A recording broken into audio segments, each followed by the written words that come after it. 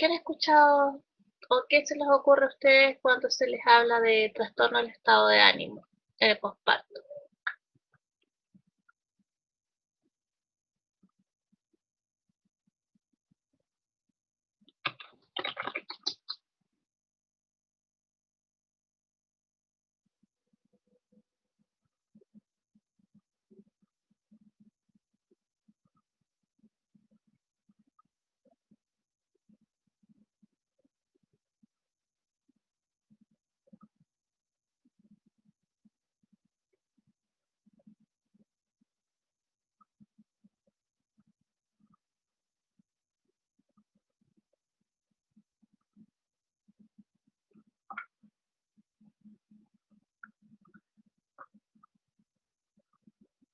Depresión posparto.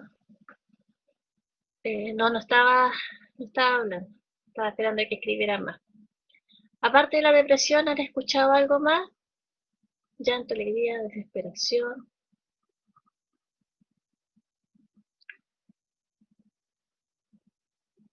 Ya están hablando como de sentimientos, ¿cierto? Entonces vamos a ver qué se trata.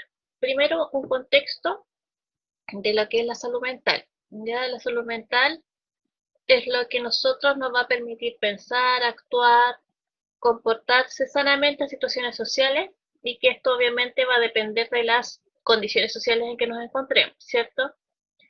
En esta salud mental nos va a permitir poder adquirir un balance satisfactorio entre las relaciones interpersonales y estar estable emocionalmente. Las mujeres que están en mayor riesgo de salud por tener una mayor carga de trabajo no remunerado y por lo general relacionado con los cuidados del hijo y las tareas del hogar. Esas mujeres son las que tienen mayor riesgo de tener problemas en su salud mental. Y también aquellas mujeres que están expuestas a un nivel socioeconómico menor, en donde ellas están, por estadística y estudios que se han realizado, expuestas a ser víctimas de violencia y tienen menos factores protectores como la educación, el empleo remunerado y la toma de decisiones. ¿Ya? Ahora, siempre se ha representado que después del parto las mujeres tienen que estar con una conexión natural e inmediata con el recién nacido, deben estar todas glamorosas y dichosas, eso siempre es lo que nos muestran las propagandas de los pañales o de cualquier cosa donde nosotros vemos un recién nacido, una mamá toda feliz, con las pestañas todas crespas, la manicure recién hecha, ¿se han fijado? Que el contexto que nos muestra el medio es que la mujer tiene que estar así glamorosa, como dice ahí la palabra, lista y feliz y muy vinculada con su hijo. Y eso dista bastante de la realidad, ¿ya? Y sobre todo en aquellas pacientes en donde los embarazos no fueron deseados y fueron embarazos no planificados, que se asocia con un mayor riesgo de que después tengamos un problema de salud mental. Y obviamente vamos a tener mayor riesgo para generar distintas patologías. ¿Ya? Recuerden que en el puerperio, todos los cambios que nosotros tuvimos durante las 40 semanas de gestación, los cambios fisiológicos del embarazo, se van a acentuar y realizar mucho más rápido. La regresión del útero, ustedes ven en el parto, un útero que llegaba hasta las costillas, más o menos el esternón, ¿cierto? Cuando estaba en su máxima capacidad a las 40 semanas, el mismo parto nos llega después del nivel umbilical, ¿cierto? Y así de extremos son los cambios que tenemos en el posparto. Entonces, todos estos factores biológicos que van basados en estos cambios fisiológicos en esta etapa, son también elementos que pueden tener eh, cambios afectivos psicosociales importantes en la mujer, ¿ya? El cambio hormonal que ocurre a nivel cerebral es súper fuerte, entonces eso puede generar estos trastornos de depresión. Ahora, la depresión está clasificada como un trastorno afectivo que implica cambios de humor, ¿ya? Y estos efectos están circunscritos a, al funcionamiento emocional de la depresión postparto. Ahora, según estudios, las mujeres tenemos mayor presencia de trastornos como la depresión y ansiosos que los hombres, ya por nuestra química cerebral, en donde estamos muy expuestas a los cambios hormonales, principalmente estrógeno, progesterona, ¿cierto? ¿Dudas, consultas hasta acá?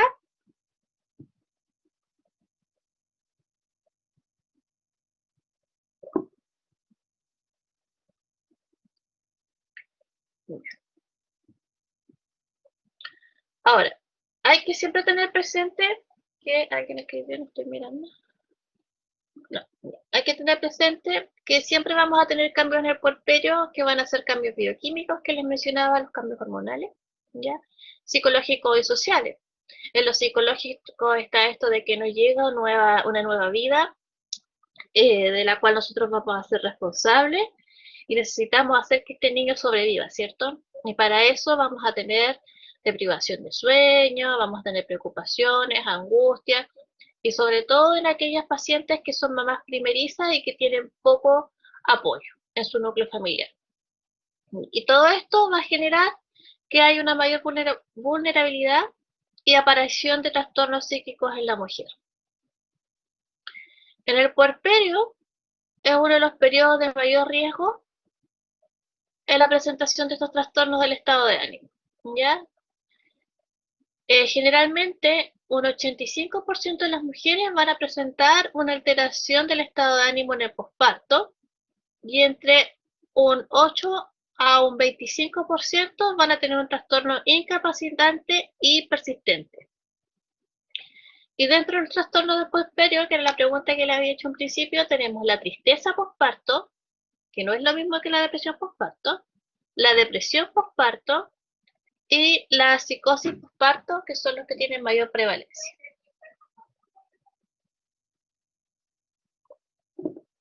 ¿Dudas, consultas hasta aquí?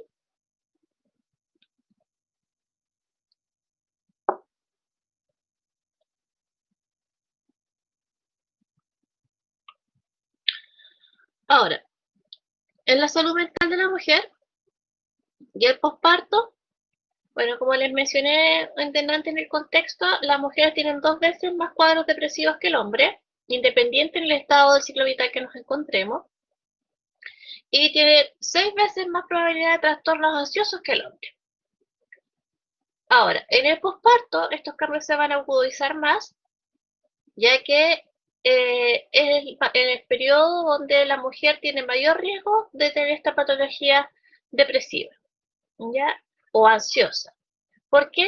Por los cambios que le mencioné en un principio, los cambios anatómicos, fisiológicos, contextuales. A esto nos referimos a que ya el niño que estaba desarrollándose dentro de ella está en sus brazos y llora, se irrita, duerme demasiado o duerme muy poquito o toma bien pecho, todas las angustias que vienen. No sé si ustedes han tenido la posibilidad, algunas tal vez de tener hijos, u otras tienen hermanos pequeños o amigas cercanas que han tenido hijos.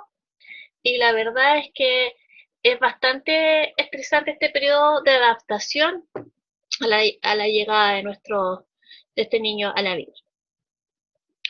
Ahora, alrededor de un 40% de las mujeres posparto va a tener síntomas depresivos y ansiosos, y que lo que tenemos que hacer nosotros es pesquisar y tratar precozmente, ¿ya? Y adecuadamente. Eso es lo más importante. ¿Para qué?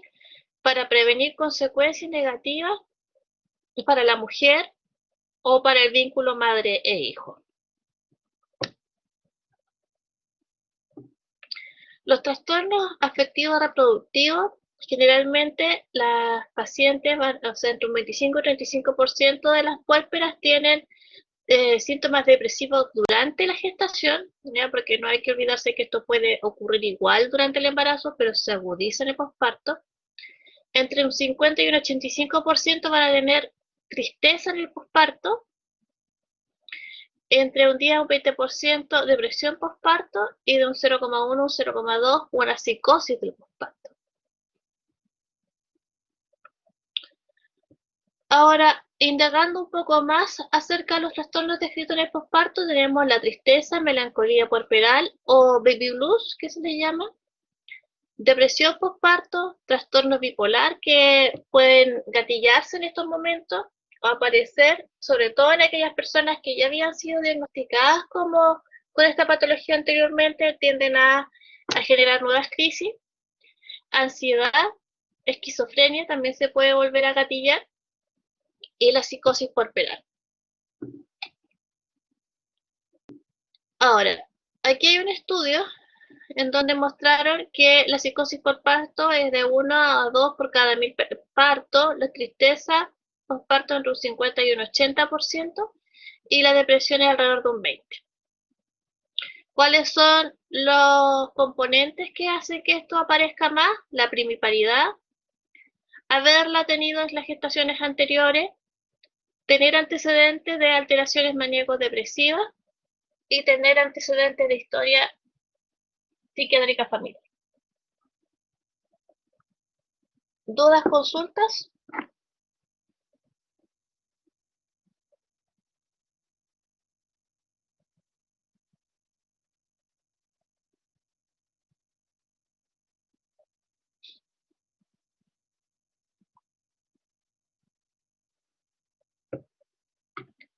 Ok. Entonces, los factores de riesgo de trastornos mentales puerperales para la disforia postparto, o la tristeza, o baby blue, melancolía, etc. Tenemos síntomas depresivos durante el embarazo, historia de depresión y trastorno disfórico premenstrual. Para la depresión postparto, factor de riesgo, depresión durante el embarazo, historia de depresión, especialmente depresiones postparto, algún tipo de conflicto conyugal, apoyo social insuficiente y situaciones vitales adversas durante el embarazo. Y para la psicosis postparto tenemos la historia de trastorno bipolar, primiparidad y psicosis postparto previa. Ahora, los trastornos mentales en el posparto, trastornos afectivos, la disforia del posparto o el postpartum blues, la tristeza postparto, todos esos tienen el nombre similar, ya es un solo ítem, por así decirlo. ¿Qué es? Es un cuadro caracterizado por la habilidad emocional. ¿Saben lo que es la labilidad?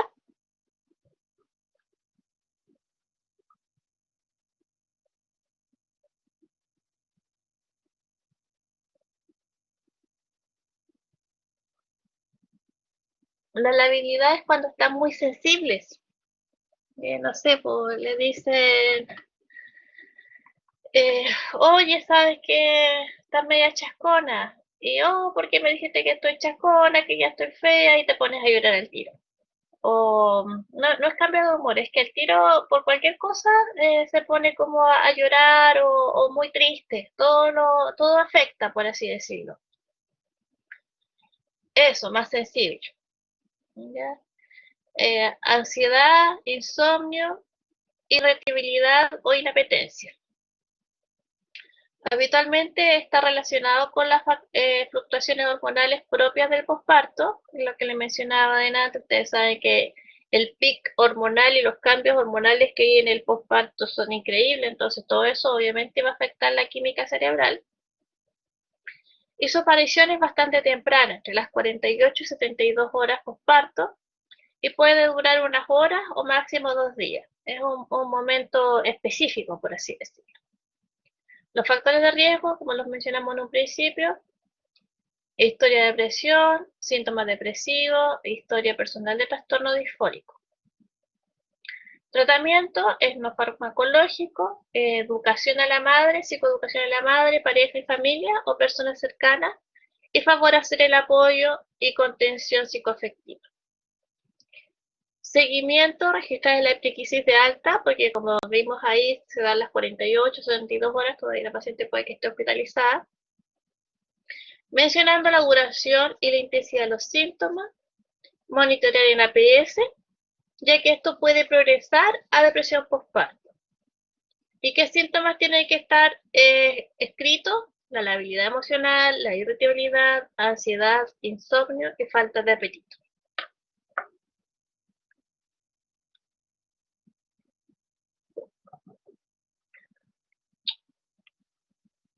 Como mencioné en un principio, esto tiene una alta prevalencia, entre un 50 y un 80% de los casos.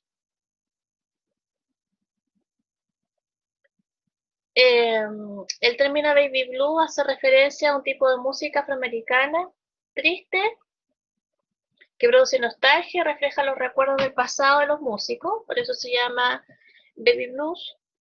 Su aparición suele ser entre los 2 días, 2 días postparto, tiene una duración puede ser 2 días, una semana, un día, hasta 3 semanas, y se caracteriza por la labilidad emocional, irritabilidad, excesos de llanto, tristeza, que no llega a tener una intensidad suficiente para una apoyo farmacológico, pero sí podría hacerse una psicoterapia, una intervención breve.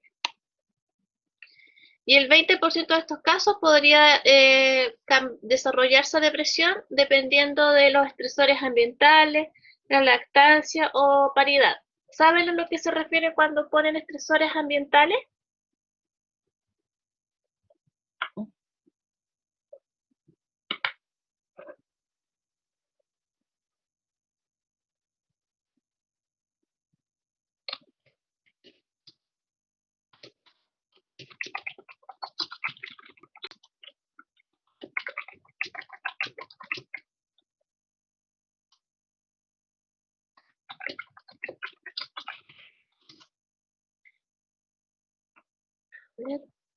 Bueno, los estresores ambientales es cualquier cosa que puede generarle una situación de estrés a nuestro paciente.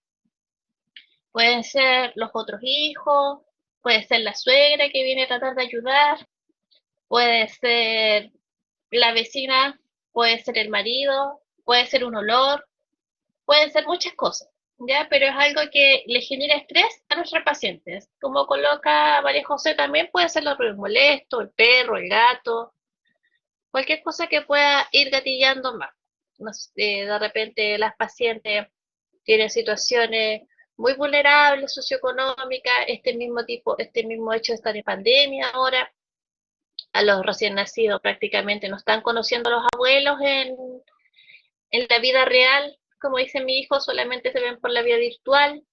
Entonces, todo este tipo de cosas son estresores ambientales. ¿Se entiende?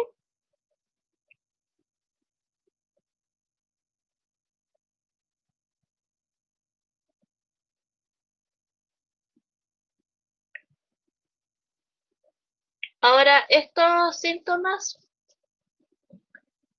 se pueden ir pasando entre 2 a 3 semanas siguientes, ¿ya? Y no requieren atención médica o intervención psicológica, ¿sí? Por parte de nosotros, porque como nosotros los vamos a ver, los vamos a evaluar ya sea en el puerperio, en el hospital o el control de la diada, nosotros ahí podemos evaluarlos e intervenirlos. Entonces, es importante que cuando nosotros evaluemos a nuestros pacientes, le incorporemos al padre en esto, pues le demos responsabilidades, ¿ya?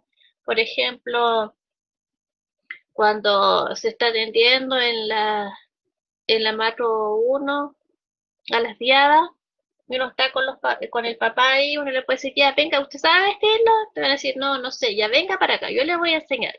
Y uno le enseña a mudar a la guagua, a vestirla, de manera que le damos más responsabilidades. Entonces le decimos, ya, señora, usted le va a dar pecho y usted le va a eliminar los chanchitos o la flatulencia. Entonces le mostramos al papá y le enseñamos al papá cómo hacerse cargo de los cuidados del recién nacido. Y ahí lo incorporamos a él, se siente partícipe del proceso y le alivianamos la carga a la madre. ¿Les parece?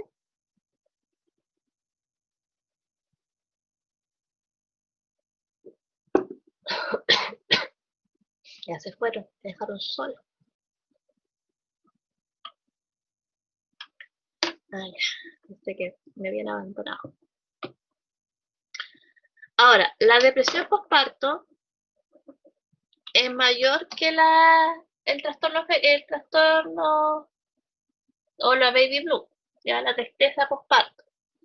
Ya aquí nuestra paciente igual presenta síntomas similares al anterior, ya, pero son excesivos, ya, la habilidad emocional, llanto, abatimiento, ansiedad, insomnio, somnolencia, irritabilidad, inapetencia, sentimiento de culpa, problemas de memoria, excesiva asistencia del bebé, sentimientos de incapacidad, etcétera.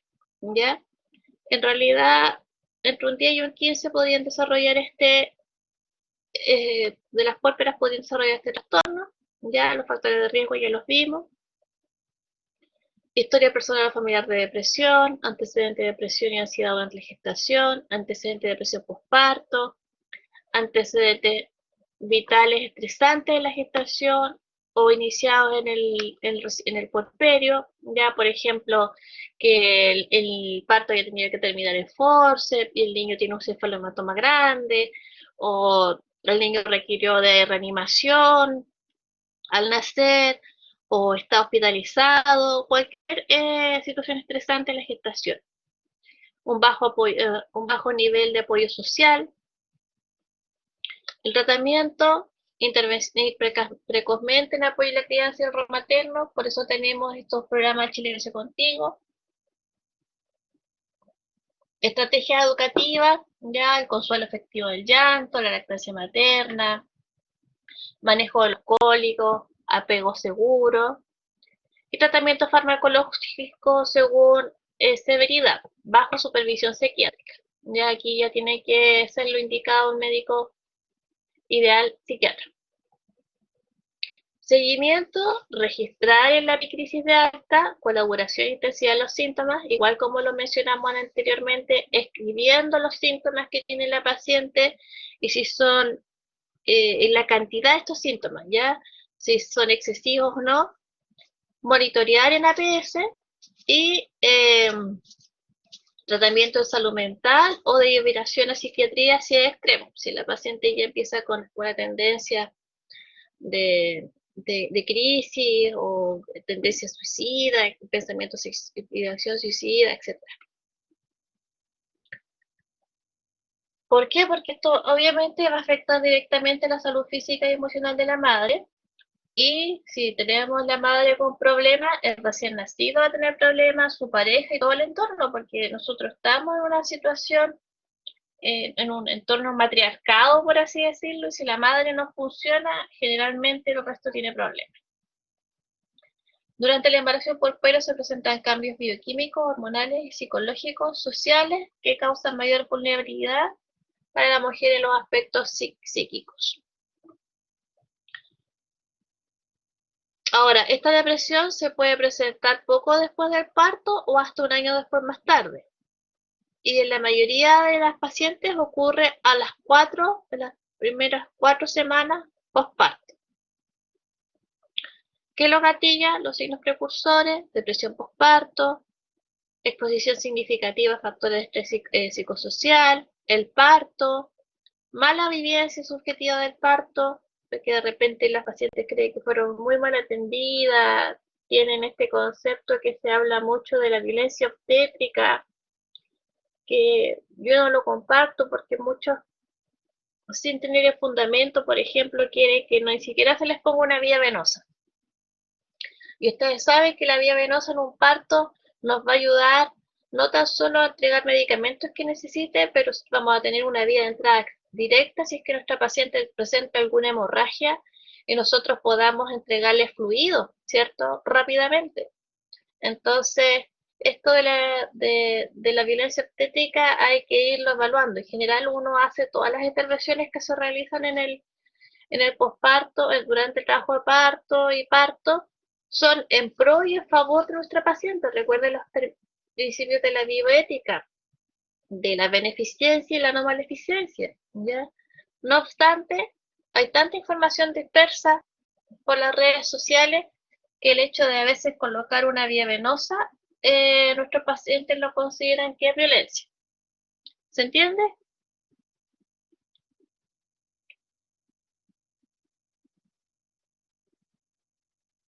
Entonces es súper importante que cuando ustedes instalen la vía venosa, educar al paciente, decirle para qué le va a ayudar, etcétera. ¿Ya? Y la interacción madre-hijo, separación madre-hijo más larga de lo habitual, o alteraciones perinatales graves, que era lo que yo les mencionaba, que el niño tal vez necesitó reanimación o está hospitalizado por alguna patología, etc.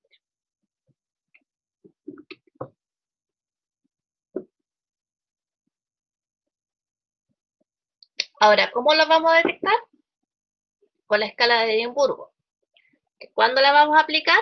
Generalmente a los 2 meses posparto y después a los 6 meses posparto. El puntaje de corte es 9 o 10 dependiendo. Ahí hay que valorar si es que tiene alguna otra cosa extra donde dice otros, ¿cierto?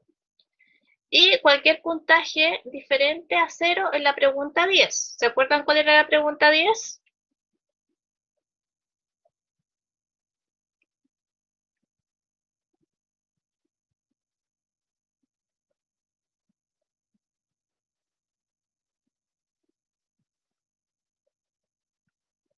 Sí, si ha tenido pensamiento suicida, ha pensado en eso, si ha intentado en hacerse daño, ¿ya?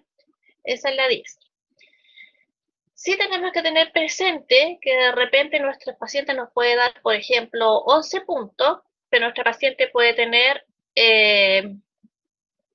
un hipotiroidismo. Ustedes saben que dentro de las características del hipotiroidismo también está la depresión, ¿cierto? Entonces eso igual tenemos que tener ojo con eso. Y la disforia postparto, por eso nosotros no la aplicamos en el control de la diada. Este instrumento no lo aplicamos a los 7-10 días, lo aplicamos a los 2 meses postparto, para que esa tristeza que están teniendo en ese momento no se vaya a catalogar como depresión. Y el tratamiento, según severidad, es la psicoterapia o farmacológico.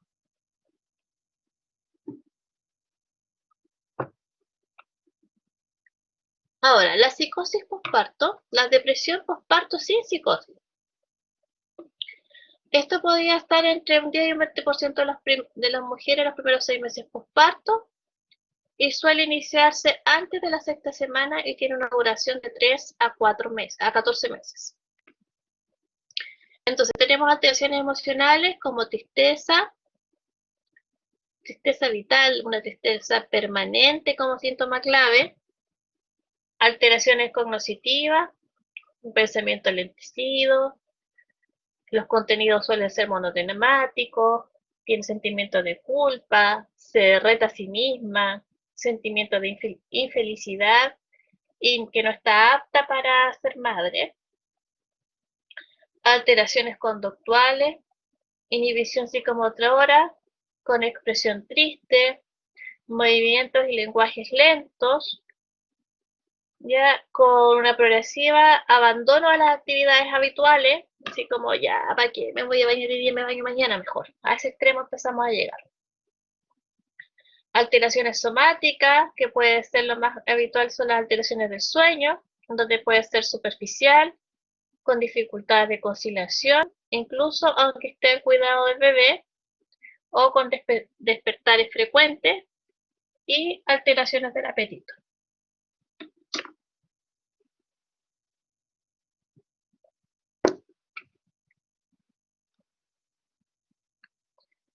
Ahora, ¿qué acciones tenemos que hacer nosotros como matrones?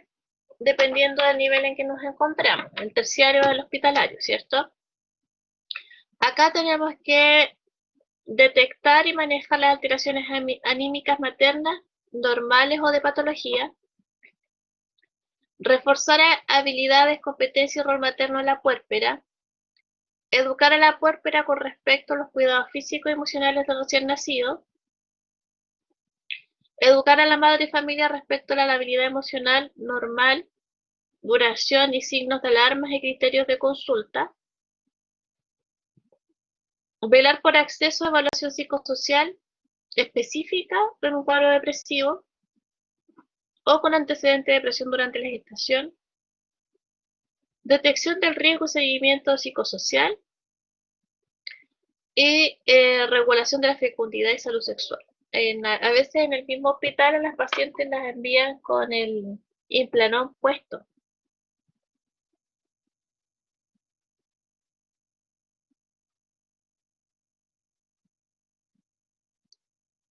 En el nivel primario, verificar los antecedentes de la precrisis, aplicar el Edimburgo entre los 2 y 6 meses, monitorear el seguimiento a la escala de Edimburgo, derivar según el puntaje de Edimburgo y registro y seguimiento de las mujeres en tratamiento con depresión postparto, evolución de la madre, crecimiento y desarrollo recién nacido. Consultas.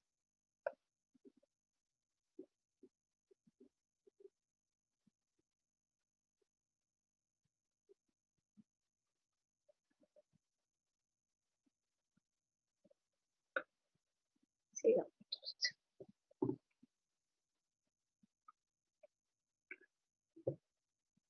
Ahora, trastornos psiquiátricos, también tenemos la psicosis postparto, que constituye una emergencia psiquiátrica y puede tener graves consecuencias para la madre y recién nacido. Puede haber riesgo de infanticidio y o suicidio. Habitualmente se presenta entre el día tercero y el 15 postparto y las mujeres con trastorno bipolar, no obstante, las mujeres con trastorno bipolar lo pueden presentar desde el primer día postparto. ¿Cuáles son los síntomas con los que inicia? Inquietud, irritabilidad, trastornos del sueño, alteraciones anímicas, exaltación o depresión, la habilidad emocional, desajustes conductuales, alucinaciones, delirio y compromiso de conciencia. Factores de riesgo: trastorno bipolar, antecedentes familiares de psicosis postparto y bipolaridad. El manejo debe ser en el hospital con especialistas y equipo multidisciplinario. También tenemos la depresión postparto con psicosis, que da en 1 a 2 mujeres por cada 1000 partos y tiende a aparecer entre la segunda y tercera semana postparto. Los síntomas psicóticos en el posparto forman parte, en la gran mayoría de las ocasiones, un trastorno afectivo unipolar o bipolar tras descartar fármacos y enfermedad médica. Lo más frecuente es ver conductas agresivas, autoagresivas y violencia como el suicidio.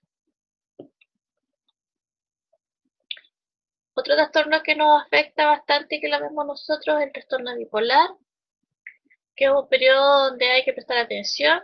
Por el posparto es una etapa de mayor riesgo de recaer en las mujeres con este trastorno, existiendo además asociación entre la psicosis puerperal y esta entrega. O sea, pasa de uno al otro, por así decirlo.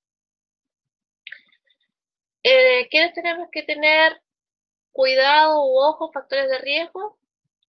Trastorno bipolar tipo 2, inicio precoz de la enfermedad, cuántas recurrencias tiene el año, si la enfermedad es reciente o no, y si está con medicamentos, está con antidepresivos. ¿Qué es el trastorno bipolar? Es una enfermedad crónica, eso que es súper claro, que tiene fluctuaciones en estado de ánimo y energía. Principal causa de discapacidad en personas jóvenes, llevando a alteraciones cognitivas, funcionales e incluso suicidio. Los factores ambientales tienen mucha incidencia en el cuadro clínico. Puede presentarse de la misma manera entre hombres y las mujeres, pero las mujeres tienen mayor tendencia en los episodios depresivos. Factores de riesgo: historia personal o familiar de trastorno bipolar tipo 2, inicio precoz de la enfermedad, alto número de recurrencias al año, enfermedad reciente y uso antidepresivo. Tratamiento: manejo multidisciplinario, tratamiento farmacológico según severidad y ajuste según lactancia, Psicoterapia y psicoeducación, especialmente en los episodios depresivos de remisión de la enfermedad.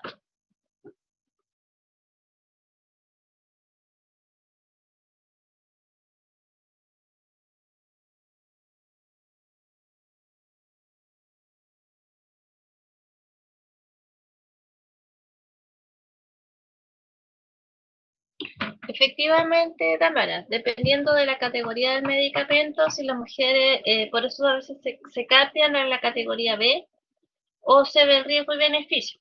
A veces igual se les deja con los medicamentos categoría C. ¿Ya? Y si la paciente estaba con terapia medicamentosa y lo deja sin cambiar a otro medicamento que no genere problemas, lo más probable es que le aumente la aparición del trastorno.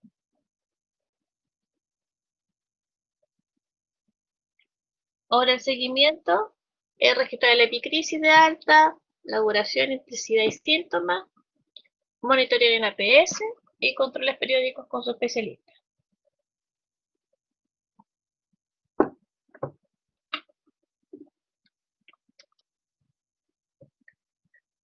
Los trastornos de ansiedad han sido los menos estudiados trastornos afectivos, por lo cual no existe demasiada literatura que oriente sobre la especificidad del abordaje en este periodo. Es relevante recalcar que los trastornos ansiosos se presentan muy frecuentemente junto a los trastornos afectivos, siendo muy relevantes durante el posparto.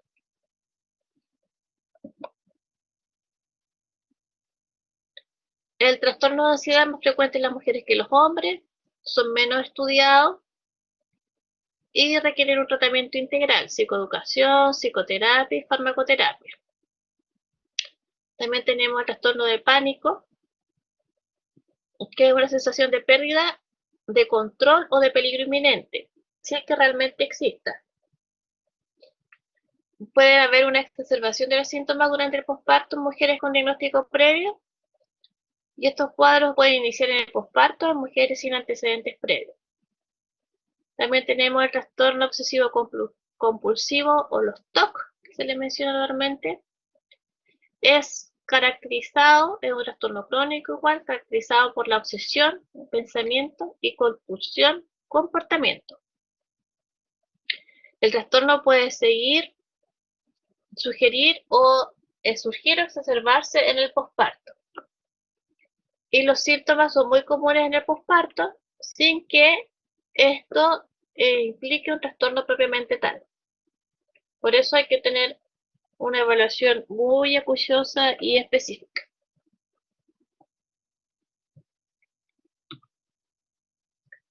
La esquizofrenia es un trastorno mental grave que puede afectar la capacidad de pensar, sentir y comportarse con lucidez.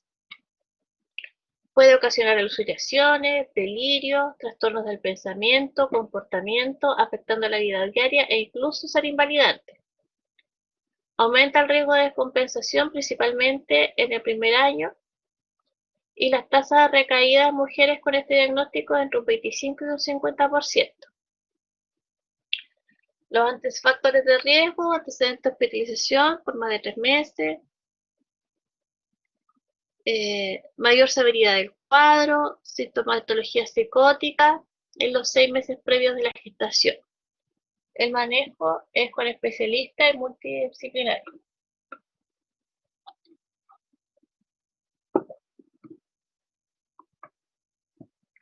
En el posparto va a aumentar el riesgo de descompensación, principalmente en el primer año del posparto, siendo más frecuente en los primeros 3 meses.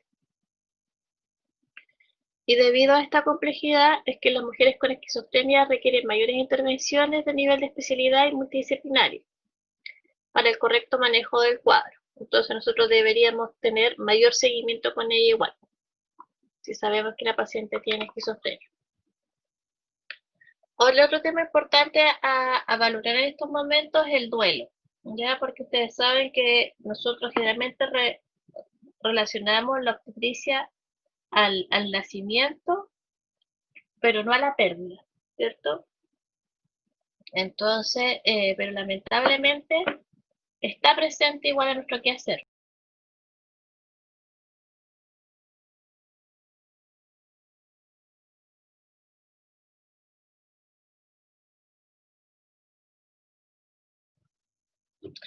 Ahora, ¿qué son los duelos? Son pérdidas tempranas y los fracasos de la fertilización corresponden a la pérdida de un hijo, que uno lo proyecta, lo imagina, y el derrumbe de la ilusión de la maternidad.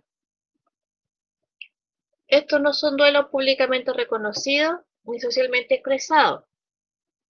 No hay nacimientos ni rituales fúnebres. No quedan objetos concretos con los cuales se pueda evaluar la existencia, son vividos en silencio y permanecen como un trauma escondido que menoscaba la salud de la mujer. Es bastante difícil este tema, chiquillos, porque lamentablemente las pérdidas de los abortos o aquellas pacientes que desean, parejas que desean eh, lograr tener un hijo, la fertilización asistida, por así decirlo, y no funciona, es un duelo también, ¿ya?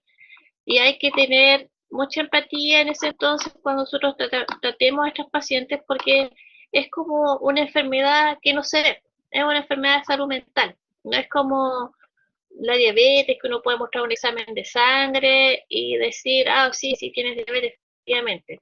Esto es un sentir. No sé si me entiende la idea.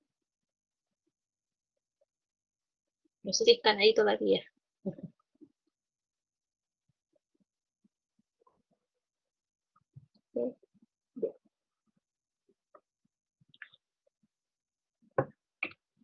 Entonces, ¿cuáles son las fases del duelo? Según los autores hay distintas fases. Aquí les vamos a mostrar cuatro. O déjenme ver si están las otras. Entonces, primero tenemos el shock, ya, donde primero negamos, por así decirlo, y se describe como una pesadilla, que no pueden despertar, que la información está, les cuesta asimilar la información que se está entregando por los profesionales, ¿ya? Entonces muchas veces hay que reiterar la información del fallecimiento. Después empieza la búsqueda de la figura de la pérdida, comienza a imponerse progresivamente la realidad de la pérdida y junto a la tristeza, el llanto que provoca la pérdida, también hay frustración, hay rabia, hay cólera, dirigido con uno mismo o con otros, acompañado de sentimientos de culpa y miedo. Luego está la fase de desorganización, que se impone la dolorosa realidad e irreversible de la muerte.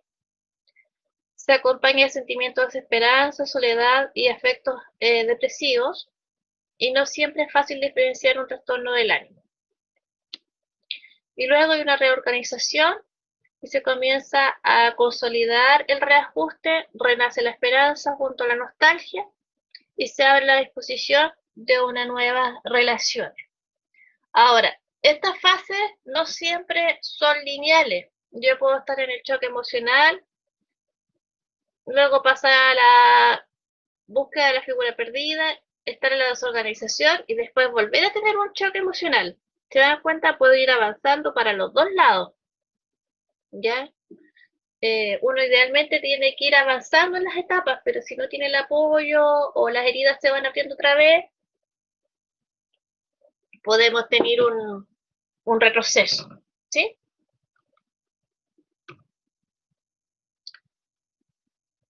Evaluación patológica del duelo perinatal. El duelo patológico varía entre un 40%, entre un 20 y un 40% según los estudios internacionales.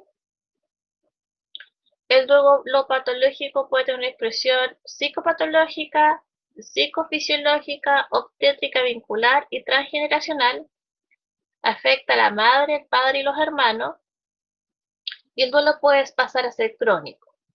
En la segunda fase, por los sentimientos de ambivalentes hacia el futuro bebé, la culpa entorpece la fluidez de las emociones normales ligadas al dolor de la pérdida. También puede hacerse crónico en la fase 3 y confundirse con la depresión.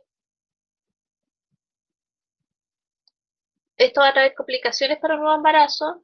El miedo y la invasión van a invadir otra vez a la mujer, el funcionamiento de la mujer, especialmente en las fechas de aniversario, en donde aumentan los trastornos psicológicos afectivos como la crisis hipertensiva, probabilidad de abortos, partos prematuros y están predisponiéndose la mujer también a tener una nueva pérdida.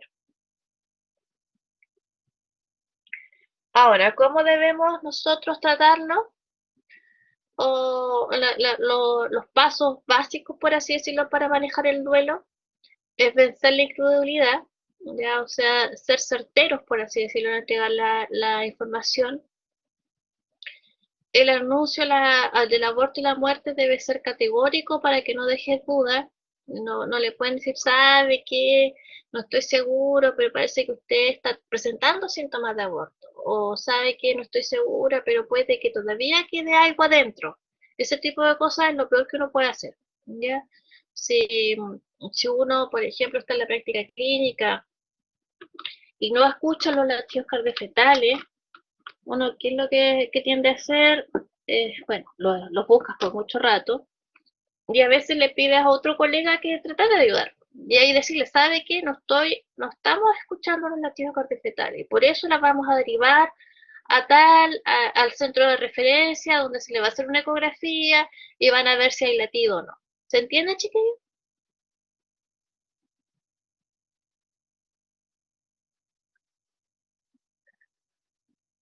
Ya. Compartir las evidencias del diagnóstico médico es útil, a eso es lo que me refiero, o sea, lo bueno de ahora, del 2020, de la tecnología actual, es que las máquinas con las cuales nosotros ocultamos los latidos, lo escuchan los pacientes, no es como antes que estábamos con el estetoscopio de Pinar, que solamente lo escuchaba el operador, ahora se escucha en el medio ambiente, entonces ella se da cuenta de eso.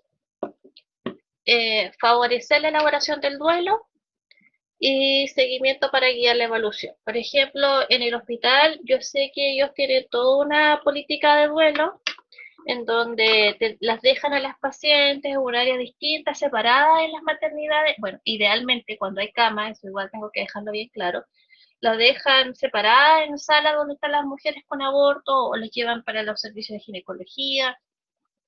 Afuera de su puerta de las pistas les colocan una mariposa, que significa el renacer, por así decirlo, ¿ya? Si el niño fue una muerte perinatal, se le ofrece a la mamá de hacerle una tarjeta en donde le marcan con tinta los pies del niñito y se lo entregan como un recuerdo, por así decirlo. Les deja, si el niño falleció y estaba de término, se los dejan el tiempo que ella quiera, junto a ella y su familia para que puedan vivir el duelo. Y posteriormente se lo llevan para hacer todos si necesitan la autopsia o los tratamientos fúnebres que se requieran. Y obviamente hay que hacerle seguimiento para evaluar la evolución del cuadro. Eso. ¿Dudas, consultas, chicos?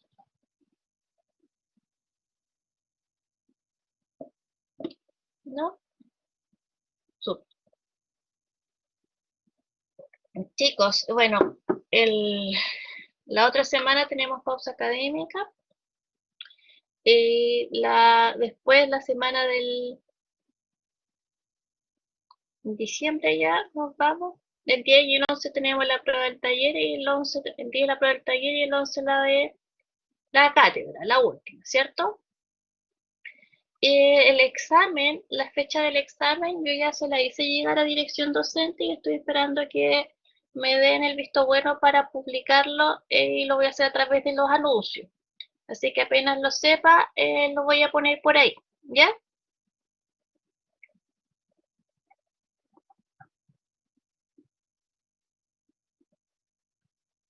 ¿Qué le falta a la profe Esther para decirle específicamente, María José?